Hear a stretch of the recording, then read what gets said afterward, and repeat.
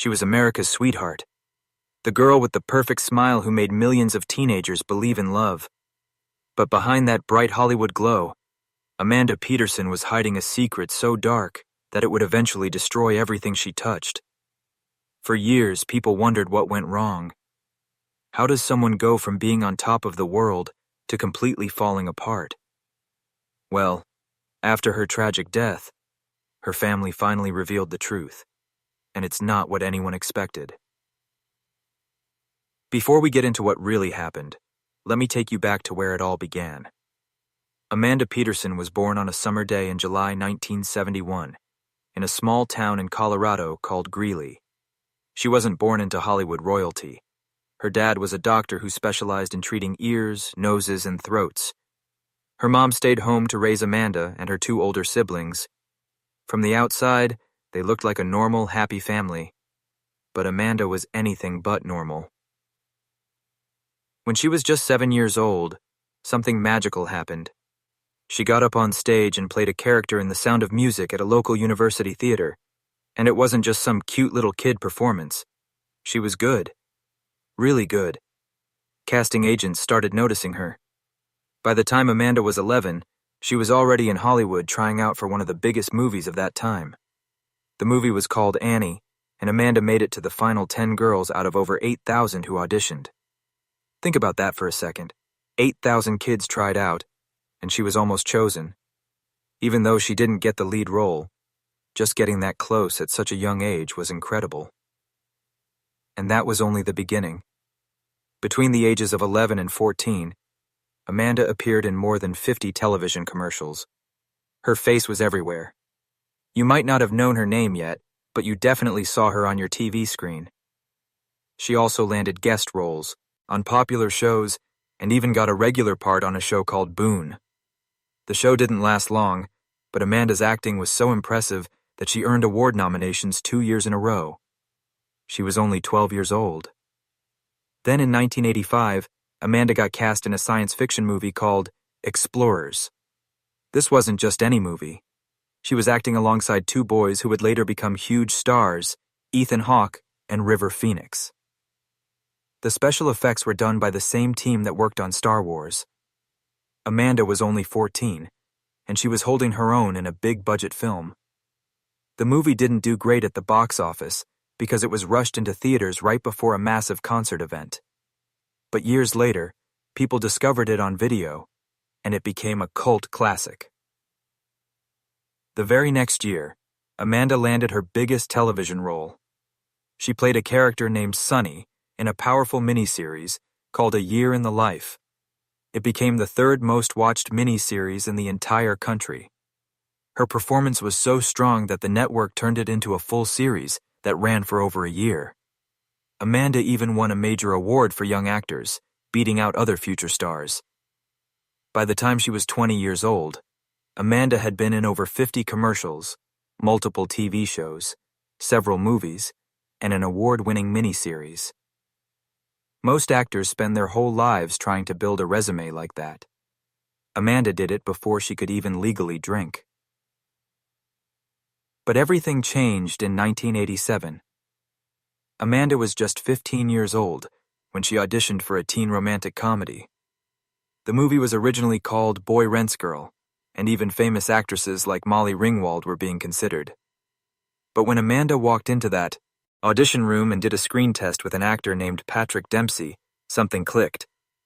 The producers said she didn't feel like someone pretending to be a teenager.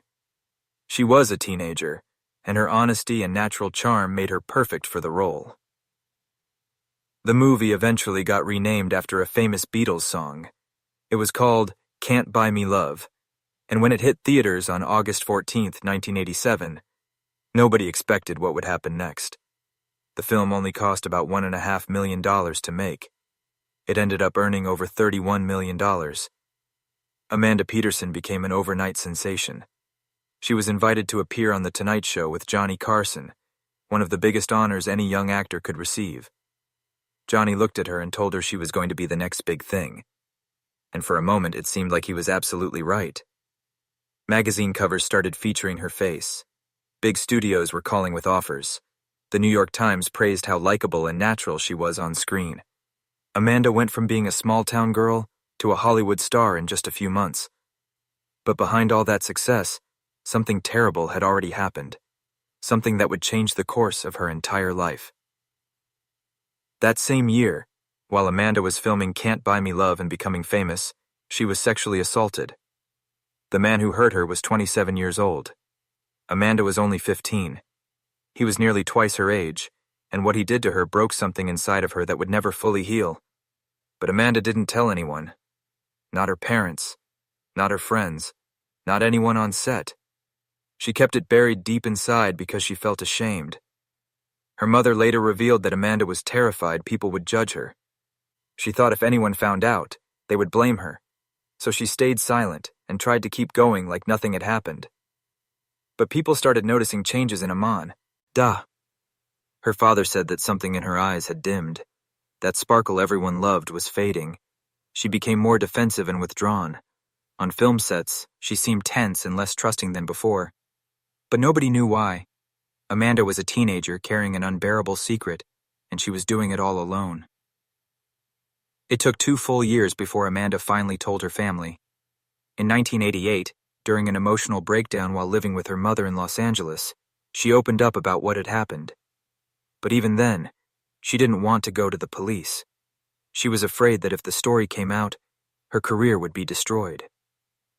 This was the late 1980s, and Hollywood wasn't a place where young girls felt safe telling these kinds of truths.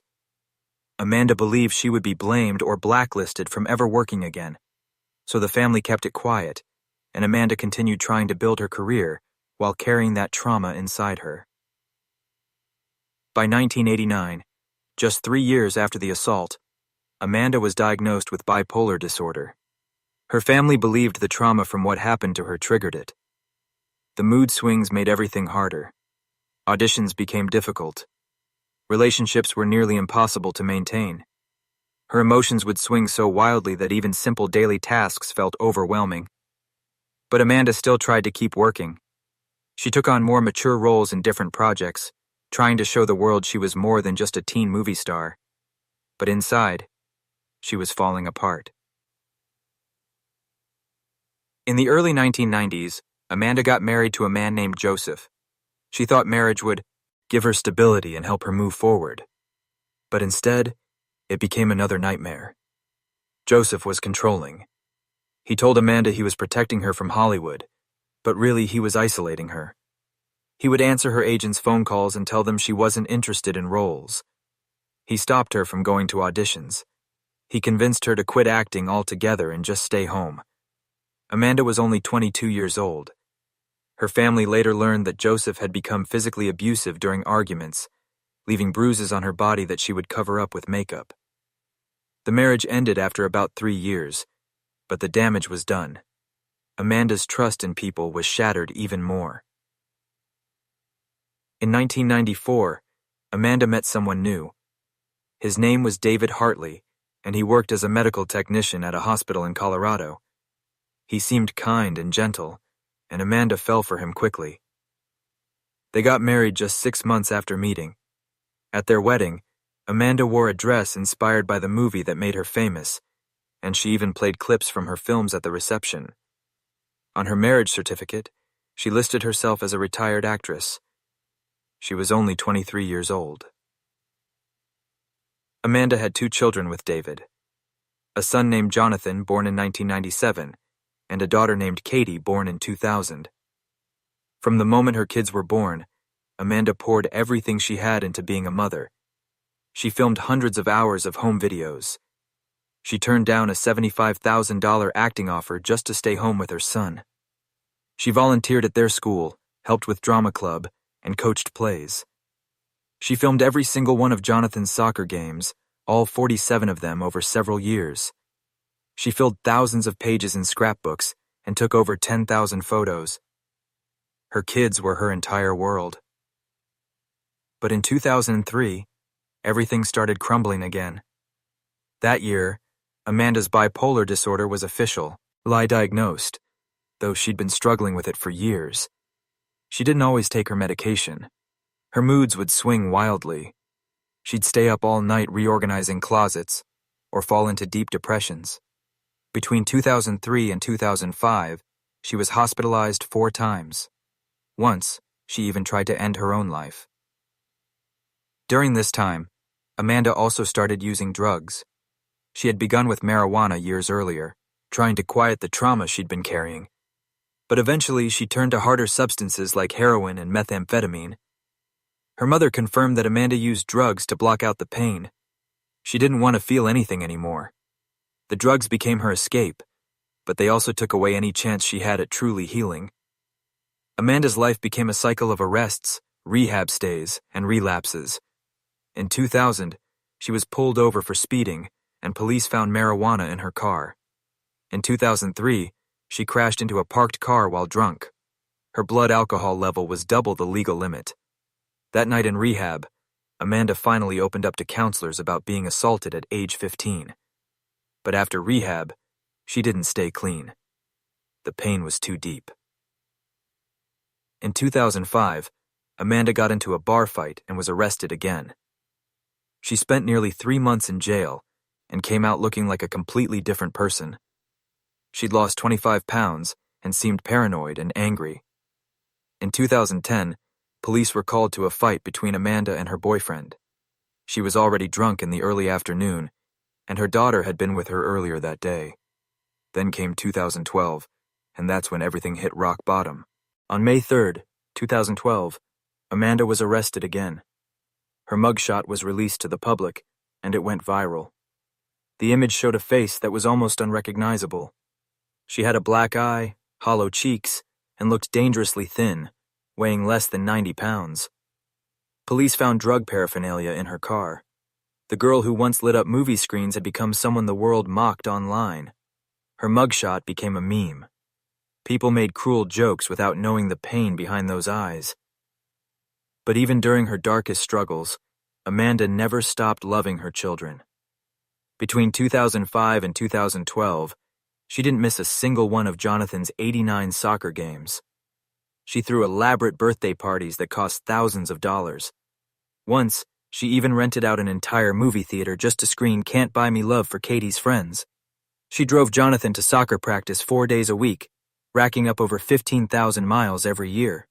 She recorded more than 2,000 voice messages for her kids filled with advice and love. Even while living on disability payments, she sent $500 a month into their college funds. Her last post on Facebook, just days before she died, was a photo of Katie's artwork with the caption, "My daughter is my world." On July 5, 2015, Amanda Peterson died alone in her apartment in Greeley, Colorado. She was only 43 years old. At first, people assumed it was another drug overdose from someone who couldn't escape addiction. But the truth was more complicated. Amanda had recently had a hysterectomy and was dealing with heart and lung problems. She'd been prescribed medication called gabapentin, which was found in her system at 6 times the safe level. But that's not what killed her. The real cause was morphine, a drug she wasn't even prescribed. She'd gotten it from a friend to help with pain, but it was a fatal mistake.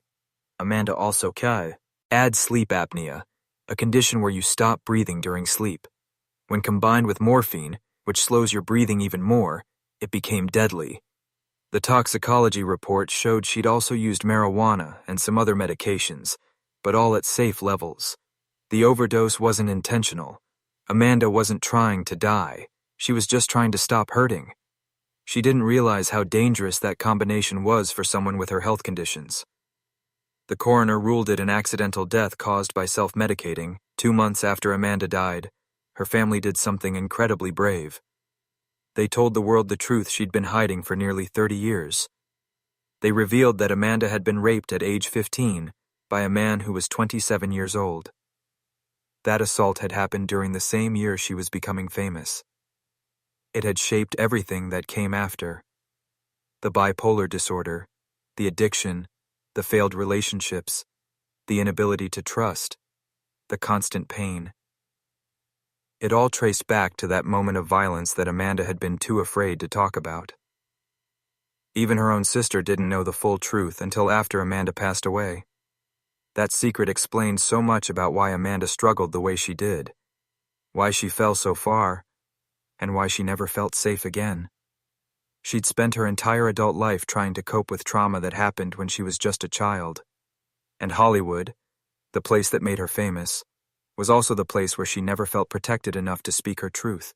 Amanda Peterson's story is heartbreaking, but it's also important. It shows us that fame doesn't protect you from pain, success doesn't heal trauma, and silence can be the most dangerous prison of all.